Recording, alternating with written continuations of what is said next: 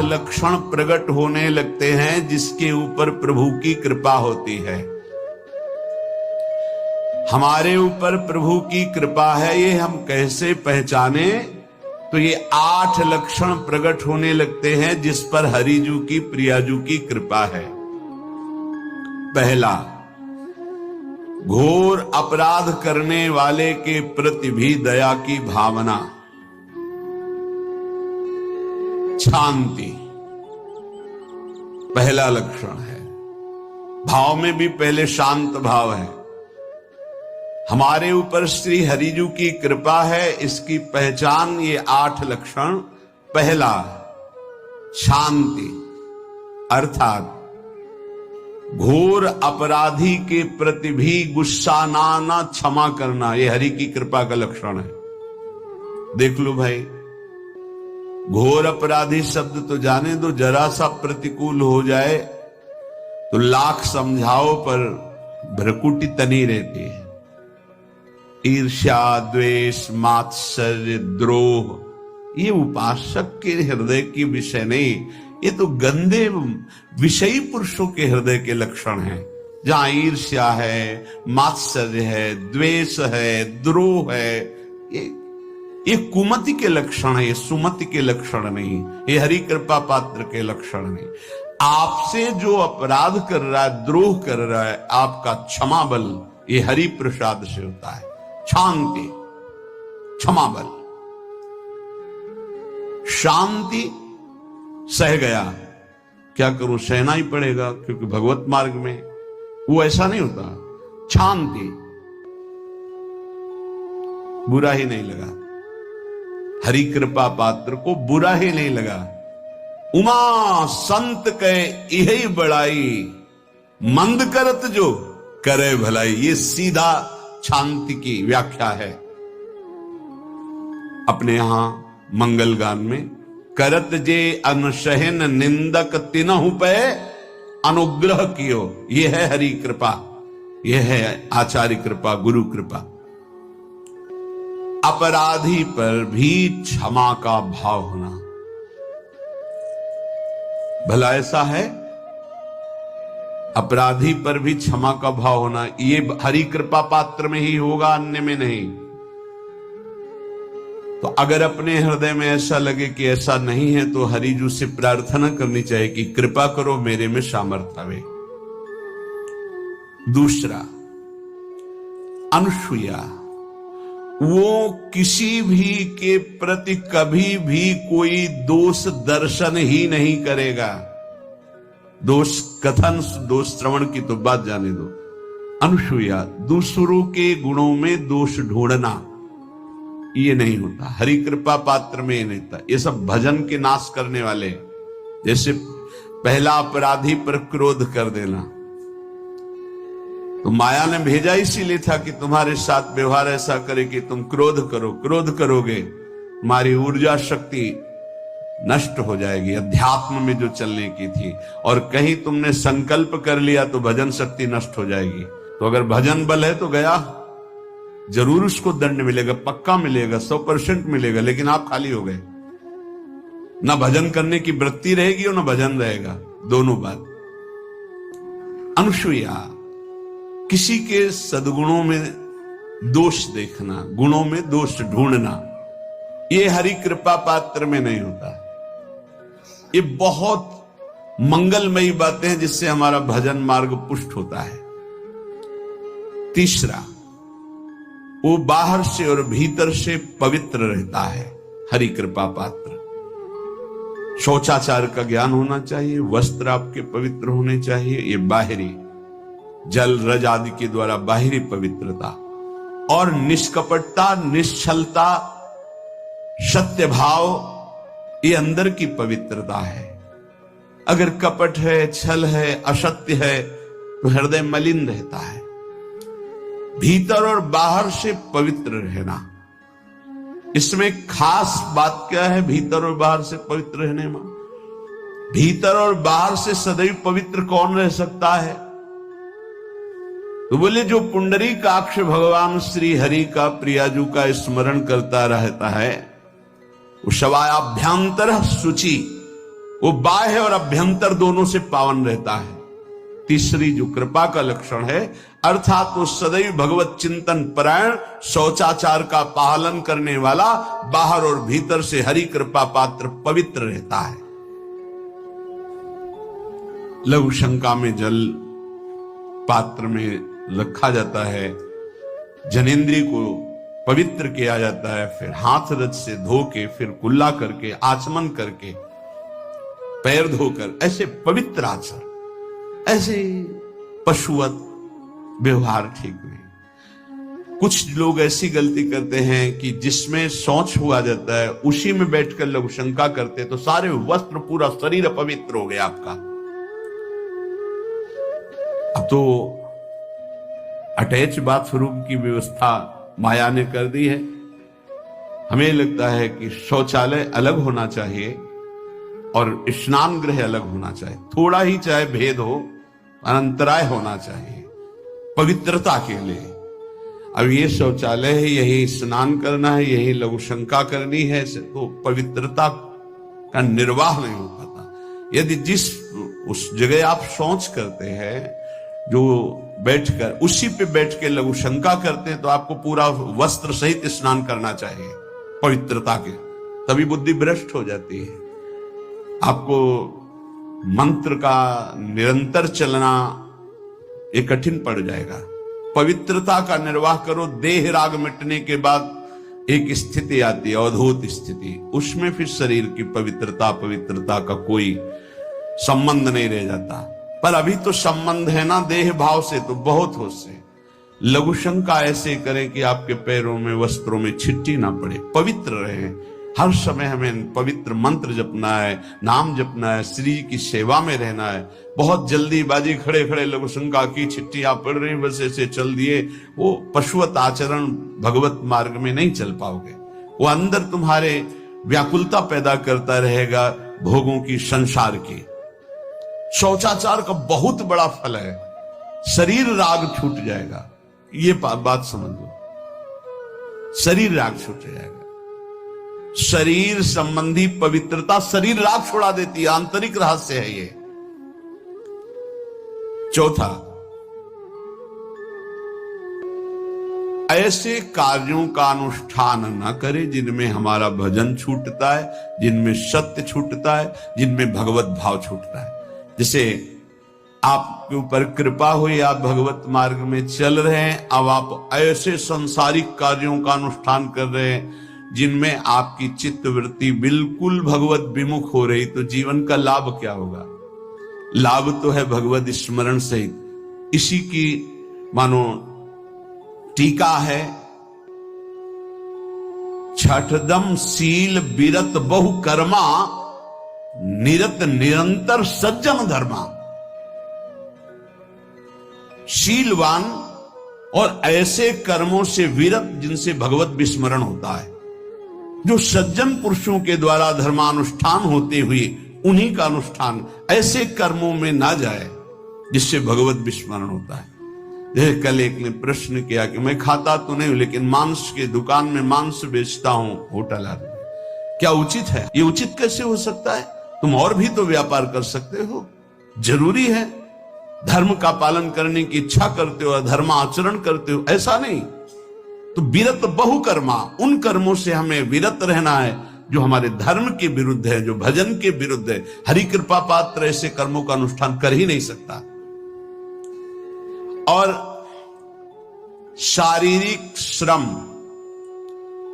इतना जिससे हमारा भजन का तार ना टूटे। जब भजन का अभ्यास किया जाता है तो हर कार्य को सुचारू रूप से करते हुए एकाग्रता भजन में रखी जाती है। हम वो कार्य जल्दी से कर ही नहीं सकते जिसमें भजन छूट जाए और कार्य पूरा हो। नहीं, हम कार्य करेंगे, हमें छोड़ दीजिए, हम अपने चिंतन से युक्त होते ही बिल्कुल कार्य करेंगे। जैसे कई साधक हैं, उपासक हैं, बड़े अच्छे उपासक हैं, उनको आप कार्य दीजिए कि आप पानी गर्म कर दीजिए, पात्र बहुत सुंदर साफ होगा, पानी बहुत गर्म, लेकिन आप कह दीजिए कि 5 मिनट में गर्म करके ले, तो उनसे असंभव नहीं होगा। छोड़ दीजिए उनको आप, वो मतलब ऐसा कार्य करेंगे प्रशंसनीय, पर वो समय से, उनका एक सिद्धांत है बहुत अच्छा लगता है। अपने को पता है इससे जल्दीबाजी नहीं होनी, पात्र मार्जन करना है, छोड़ दीजिए, आप उसको टोकिएगा नहीं, आप जल्दी मांझ के, उससे नहीं होने वाला। वो तनिक भी दोष नहीं रहने देगा पात्रों में, पर समय दीजिए, आराम आराम शुक्र। हमें अच्छा लगता है कि भगवत चिंतन परायण उपासक की यही वृत्ति होती है। पोछा लगाना है बिल्कुल बढ़िया लगेगा, लेकिन आपको सर से घुमा दे वो ऐसा नहीं होगा। आप छोड़िए और जाइए, हटिए, और वो अपने ढंग से लगाएगा और एकदम क्लीन करके। यही उपासक का लक्षण होता है। जो कार्य करेगा सांगोपांग करेगा, पर वो बहुत मस्ती से होगा, क्योंकि उसका भगवत चिंतन चल रहा है। अधिक ऐसे जिससे हमारा चिंतन छूट जाए, थोड़ा संयम में आना चाहिए। ये भगवत कृपा पात्र का लक्षण है। अपने भजन का फल देखना, भगवत कृपा पात्र के सबको प्रदान कर देना। हिम्मत है? अपने भजन, इतनी मेहनत से किया हुआ भजन, भजन होने के बाद, हे प्रभु इस भजन का फल हो, सर्वे भवन्तु सुखिना सर्वे सन्तु निरामयः। यहां तो कहते हैं महाराज, एक माला रोज आपके लिए करता हूं कि आपकी बीमारी ठीक रहे, तो शेष किसके लिए करते हो प्रभु?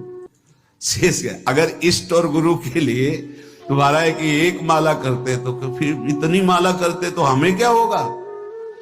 सब आपको दे देंगे तो हमें क्या होगा? तभी भजन का रहस्य नहीं जाना।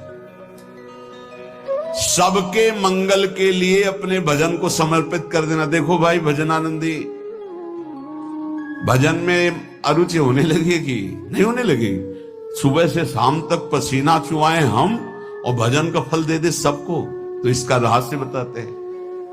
सबको जे भी कहा सर्वे भवन्तु सुखिना, तो सर्वत्र विराजमान भगवान वही पलटकर अनंत रूपों में आपके ऊपर बरस पड़ेंगे। ये आंतरिक रहस्य है। हमने जो भजन किया वो एक सीमा में था, जब हमने संपूर्ण विश्व को दे दिया तो असीम बनकर वापस हुआ। ये भाव न समझ में, अगर ये भाव न कहे तो एकदम लगे हम अपना भजन क्यों दे दें सबको। उस सर्वात्मा में विराजमान जो हमारा प्रभु है उसी को समर्पित कर, सर्वे भवन्तु सुखिना। तो वो सब पलटकर सब जगह से वापस आया, सबका आशीर्वाद आया और वो महान बनता चला गया। ये लाभ है, आंतरिक लाभ है। अगर तुम्हारा भाव ऐसा न बनता हो तो आप प्रभु को तो अर्पित करते ही है ना, तो वही प्रभु सब में विराजमान है। ऐसा भाव करके सर्वात्म स्वरूप भगवान को हमारा भजन समर्पित है। सब रूपों में प्रभु विराजमान है। ये हरि कृपा पात्र का लक्षण चल रहा है। और छठवां, अपने भजन से अपने लिए कुछ भी ना चाहना और दूसरों की तो बात जाने दो। दूसरों से कुछ ना चाहना ये तो ठीक है, अपने भजन से अपने लिए कुछ ना चाहना है हिम्मत। देखो ये हरि कृपा पात्र में हिम्मत होती है। अपना भजन अपने प्रयोग में ना लाना, इसका भी आंतरिक रहस्य है। अपने प्रयोग में आप शरीर को लेकर के बोलेंगे, अगर स्वरूप को लेकर तो प्रयोग की कोई वहां जरूरत ही नहीं। स्वरूप पूर्ण काम है, वहां कोई अभाव नहीं। जब आप कोई भाव अपने लिए करेंगे तो देह भाव होगा। देह भाव से किसी विषय की मांग होगी। विषय पूर्ति भजन का फल नहीं होता, भजन का फल होता विषय निवृत्ति। बहुत जोर की बात है, कैसे समझ में? अपने भजन का भी फल अपने लिए नहीं, दूसरों से कुछ चाह रखना तो बात ही जाने दो। भजन से भी कोई अन्य सुख की चाह नहीं हुई। क्या चाहिए? भजन ही बनता रहे, भजन का फल भजन बनता रहे, खूब निरंतर जप करते रहे। सातवां, किसी भी मान सम्मान कीर्ति पद प्रतिष्ठा के मिलने पर हृदय का असंतुष्ट हो जाना, यह हरि कृपा पात्र का लक्षण होता है। प्रणाम नमस्कार जय हो तो हृदय में असंतुष्ट हो जाना चाहिए। कोई किंचन मात्र अभिमान न उदय हो जाए। प्रभु बचाओ, ये माया की चकाचौंध से बचा लो नाथ। कौन सा अपराध बन गया कि आपकी जय की जगह यहां हमको ऐसा सुनना पड़े। जैसे एक बार महापुरुष जन कह रहे थे कि जब गुरुजन बड़ाई करने लगे सामने शिष्य की, तो उसको ग्रीवा झुका लेनी चाहिए और पश्चाताप करना चाहिए कि कोई गलती हो गई, आज हमारे गुरुजी ने हमारी बड़ाई कैसे कर दी। इसका मतलब कोई दोष बन गया, कोई गलती हो गई, और प्रार्थना करना चाहिए कि क्षमा कीजिएगा महाराज, अगर कोई गलती हो तो दंड दीजिएगा, लेकिन ये दंड मत दीजिएगा कि आप हमारी प्रशंसा कर रहे। भगवान, इससे बड़ा और कोई दंड नहीं हो, ऐसा महसूस होना चाहिए। सम्मानम कल्याति घोर गरलम, ये हरि कृपा पात्र का लक्षण है। नीचापमानम सुधा, नीच पुरुषों द्वारा किया हुआ अपमान अमृत के समान लगे और सम्मान विष के समान लगे। मान प्रतिष्ठा कीर्ति जिसके लिए बड़े बड़े लालायित रहते, हरि कृपा पात्र को विष की तरह चुभती है। और 8वां, किसी भी प्राणी समुदाय से संबंध ना रखते हुए सब पर दया की भावना, सब पर कृपा की भावना, सब पर करुणा मैत्री, पर किसी से ममता नहीं। ये सूत्र बहुत व्यवहार में प्रयोग करने योग्य है। सबसे करुणा और मैत्री, पर किसी से ममता नहीं।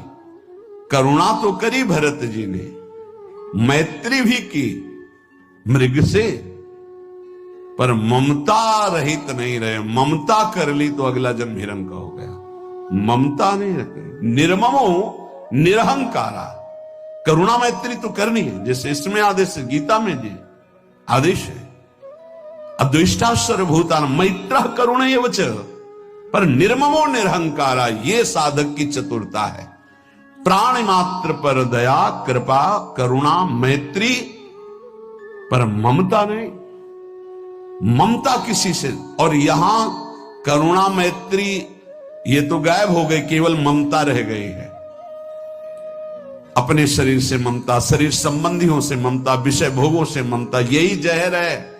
संबंध में ये ममता ही जहर है, विचारों में अहंकार जहर है, कर्मों में ये आसक्ति जहर है।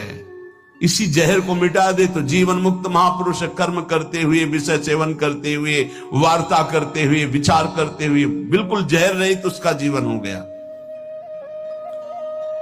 तो ये 8 बातें हरि कृपा पात्र में होती हैं, इनको बार बार सुनना और हृदय में धारण करना।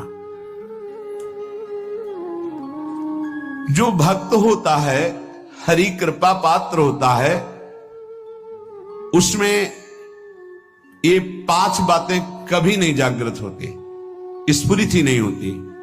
पहला, किसी से ईर्ष्या, दूसरा किसी से घृणा, तीसरा किसी से भयभीत हो जाना, चौथा भजन सेवन नृत्य गायन आदि में लज्जा लगना, पांचवा किसी की निंदा करना, ये नहीं होती। अब जो आगे वर्णन कर रहे हैं उसमें महापुरुषों की पहचान है। सिद्ध महापुरुष 3 प्रकार के होते हैं। एक होते हैं आचार्य कोटि के, सात्विक विचार वाले। एक होते हैं भ्रष्ट आचरण वाले, एक होते पिशाचाचरण वाले, और तीनों सिद्ध हैं। बहुत बड़े महापुरुष पूज्य पादुड़िया बाबा जी हैं, वही रहस्य का प्रकाश कर सकते थे, अन्यथा बिना ब्रह्मबोध महापुरुष के ऐसा नहीं। तीनों सिद्ध हैं, तीनों भगवत प्राप्त है। सात्विक आचार वाले, जो आचार्य कोटि के होते हैं, एक एक अक्षर शास्त्र मर्यादा के अनुसार चलने वाले, जैसा शास्त्र कहता वैसा उनके आचरण में दिखाई देगा, और वो उससे सिद्ध भगवत प्राप्त महापुरुष हैं, पर उनके आचरण तस्मात् शास्त्रम प्रमाणम थे। दूसरे भ्रष्टाचार, ऐसों को पहचान पाना बहुत कठिन होगा। भेष मलिन, आचरण मलिन, जैसे आप में कोई पुराना हो तो शायद जान पाएगा। भगवान दास नाम के एक संत इसी चौराहे पे रहते थे। ये जो चौराहा है, कभी नंगे पड़े रहते थे, कभी वो पा रहे उनके साथ कुत्ता पा रहा है, कभी नाली का पानी पी रहे हैं, और भगवत प्राप्त महापुरुष थे। इसकी पहचान स्वयं की। कोई चाय रखने गया, उठा के ईंट मार दी, गाली दे दी, दौड़ पड़े, पकड़ पाए तो 10-5 घूंसे थप्पड़ मार दिए। ऐसा उनका व्यवहार था, भ्रष्टाचार। हलवा कोई रख गया, खिचड़ी रख गया, कुत्ता खा रहा है, उसी के साथ वो खा रहे हैं। कभी गमछा लपेटे, कभी नंगे, सीधे प्रकृति का वार शरीर से सहते थे, बस चौराहे पे ही रहते थे। बहुत अगर गए तो ये राधा टीला है, बस इतना ही उनका था। राधा टीला से इधर, और इधर थोड़ा चढ़ाई जो है जहां पूज्य श्री चंद्रशेखर बाबा जी वास करते, उसके इधर, मतलब चौराहे के बस इतने में ही रहते थे। 12 महीना 20 साल उनको देखा। तो जब काशी से आए हुए थे तो उनको देखा तो उनकी दृष्टि से लगा कि ये स्थिति प्रज्ञ महापुरुष हैं, पर अपने को छुपाए हुए ऐसी लीला करें। पर उनके कुछ ऐसे आचरण थे जिनसे लगा कि इनकी, हमें लगता है, बुद्धि खराब है क्या, मतलब पागलपन का दौड़ा है क्या ऐसे। राधा रमण जी दर्शन करने गए तो जो पुंडरीक जी हैं इनके बाबा, वो उस समय थे, उनके पुत्र जो पुंडरीक जी के पिताजी, वो उनके सहायक में। तो करुणा कृपा हुई उनकी, उन्होंने देखा। वो तो बाद में परिचय जाना उनका, हमें पता नहीं, तो बाद में परिचय। वो पीत वस्त्र धारण किए हुए वयोवृद्ध एकदम डलिया लाए, राधा रमण जी को निकाल करके अपने को प्रसाद मिला। तो सीधे राधा रमण जी की कृपा का अवलोकन करते हैं और परिक्रमा लगाना। एकदम संकल्प बना, कमंडल में 2 कुलिया रखी, ढक्कन से ऐसे ढक के, और बस मन में आया कि अगर वो बाबा हमसे आते हैं, हमारे कमंडल से कुलिया, सत्य, परम सत्य, कुलिया लेते हैं और पाते हैं, फिर रख के चल देते, तो मैं मान जाऊंगा कि प्रभु ये आपके धाम के सिद्ध महापुरुष हैं, आए हुए थे हम काशी से ऐसे। क्योंकि काशी में ऐसी लीलाएं देखी थी बड़े अवधूत कोटि के महापुरुषों को। आपसे सत्य कहते, वो पेड़ हट गया, रमण रेती में था, बीच रोड में था, चबूतरा बना था, वो ऐसे पड़े थे, वहां के हम बैठ गए, बिजली की तरह उठे, रफ्तार से आए, खड़े हो गए हम बिल्कुल, क्योंकि हमें पता था कि घूसा थप्पड़ इनका प्रसाद होता है। हम कहा उस समय, हम कहा अगर हाथ चलाएंगे तो पकड़ लेंगे ना, बिल्कुल पोजीशन में खड़े। तो बंगाली भाषा में कुछ बोले, वैसे गले में हाथ डाला, ढक्कन हटाया, कुलिया निकाली, पाया, कुलिया वहीं रखा, ढक्कन रखा, गए और वहीं लेटे। सत्य कहते एकदम रोम रोम खड़ा हो गया कि अरे भगवत प्राप्त महापुरुषों को जानना बड़ा कठिन है, कैसे आचरण, भ्रष्ट आचरण से रहते हैं। कभी दिगंबर, कभी गमछा लगा हुआ है, कभी कुत्ते के साथ खा रहे, कभी नाली का पानी पी रहे। पूज्य बाबा कह रहे आचरण मलिन, नाली या पैखाने का भी पानी पीने में उनको कोई भी परेशानी नहीं। गंदे जगह मलिन भाव से पड़े रहना, किंतु वृत्ति हर समय भगवदाकार रहना, भगवदाकार रहना। ये तीसरे, पिशाचाचार, गाली गलौज करना, ईंट पत्थर से मारना, हर मलिन चेष्टा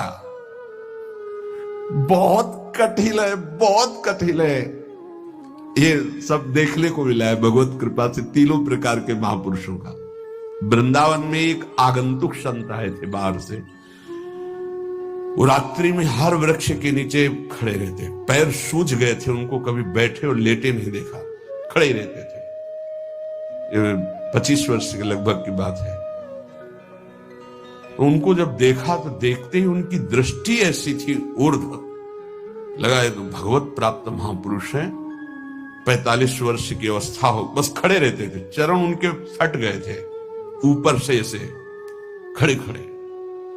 रात्रि में एक दिन हिम्मत की, बोलते नहीं थे वो, लार बह रही है ऐसे गंदे कपड़े, महाराज जी आप कृपा करें। उस समय मदन टेर में आप आए तो खड़े हो गए, तो आटे के 4 लड्डू हमें मिले हुए थे, तो उनका आप कृपा करके पाइए, पाले। उनका आपका ये जो बाहरी परिवेश है और आपके जो बाहरी लीलाएं हैं, ये बाहरी लोग तो भले न समझ पाए, पर प्रभु मुझे ऐसा अनुभव होता है आप भगवत प्राप्त महापुरुष है। रो पड़े हो, कभी हमने उनको ऐसा नहीं देखा, रो पड़े। और उनका ये हमारे गुरुदेव की कृपा है। उनका कब से वृंदावन आप आए? बोले कुछ दिन हुए। बोले वृंदावन की रज का प्रभाव कितना दिव्य है कि अब जाने का मन नहीं होता है, पर आप अब दोबारा हमसे मिलने की चेष्टा मत कीजिएगा, कभी दूर से देख लीजिएगा, पर आप कभी मिलिएगा नहीं। आप भक्त हैं इसलिए आपसे संभाषण कर लिया। ये तो आपने सुना सुबह की लीला, ईंट चल रही थी उनपे, वो दिगंबर खड़े थे, ईंट मार रहे थे लोग, परिक्रमा वाले लोग उनको ईंट मार रहे थे, कई जगह उनके ईंट लगी। उनको लग रहा था पागल है, नहीं पहचाना जा सकता।